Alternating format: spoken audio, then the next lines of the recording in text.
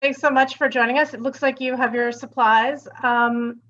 Elizabeth New is the assistant manager of the NYU Tandon MakerSpace. So we're really excited to have her here. She has a background in product design, including 3D modeling for home goods and ceramics. So I think she has a really interesting background in terms of like old and new technology. So we're really excited that she's bringing this here to us. So I will turn it over to Liz. Hey, how are you doing? It's nice to meet you. I'm excited. We have a one-on-one lesson tonight. I'm going to talk a little bit about the MakerSpace. So we're a 10,000 square foot facility in Brooklyn where students can come and prototype for their engineering projects. It's really cool. We have 3D printers and laser cutters and CNC machines. But tonight we are going to, oh, and we have a design lab. So what I was going to say about the design lab is we have throughout the semester, there are workshops that are available not only to students, but also to the outside world. So coming up, we have 3 that are for student learning. But if you come back to our website for the MakerSpace, during the course of next semester, there are at least 3 or 4 workshops that are open to the public that you can just sign up for on Eventbrite. And they're usually discussions with designers and engineers that are out in the wide world doing really cool stuff. So if that's something you're interested in, you should head to our website. And now we're going to talk about finger knitting. So there's all this really cool stuff that you can make. This first slide is just like home decor, holiday things. But you can also use it to make jewelry. And you can see I also have a couple samples that I'll show you. But the thickness of your string gives you different types of results.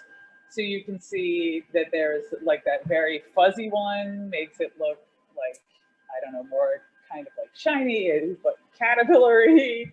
And you can add beads and sequins and kind of make these things as complicated or uncomplicated as you want them to be. You can also combine, you'll see it kind of makes a rope. And so then you can combine the ropes, you can sew them together. I won't be doing that tonight, but there's a lot of really, really good tutorials online. And you can see on the right-hand side here that this woman makes this awesome rainbow scarf.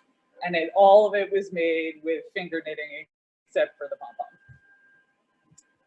So to start out, I have a couple of slides just to talk you through what I'm going to demo in the other screen, just so you kind of know how we're getting started. So you're going to start by laying the string over your palm and then wrapping it around your fingers, wrapping it around a second time, and then moving the loops from the bottom over the tops of your fingers, and then repeating the process. So I'm going to stop sharing my screen and then pin this guy for you. Hopefully we'll make it nice and big. So start up here. So here's my yarn. And what I'm going to do is, there we go. Lay it over your palm. And then wrap it around your fingers. And then back. So I don't know if you can see that. And then you just go back and do it the same thing a second time. Is that clear? Awesome.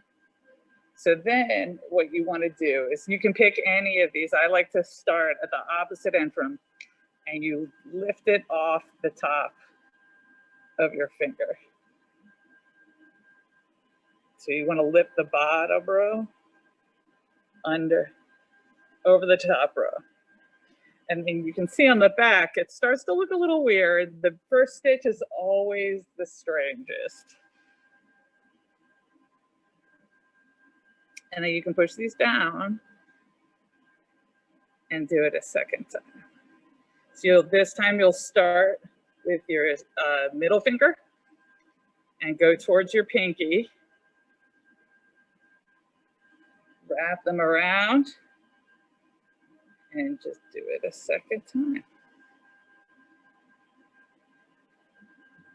You can see this is the string from the end, and it won't come undone. You can actually use it to tug on the back and tighten it a little bit.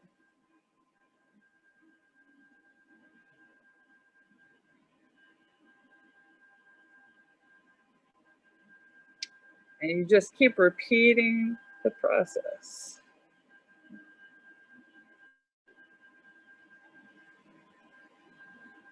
And so you can see, like, it's starting to turn into kind of a rope.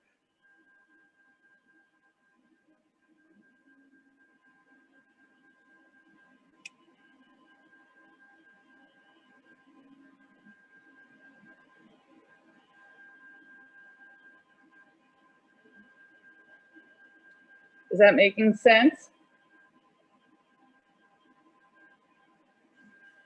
Feel free to turn on your mic and ask some questions.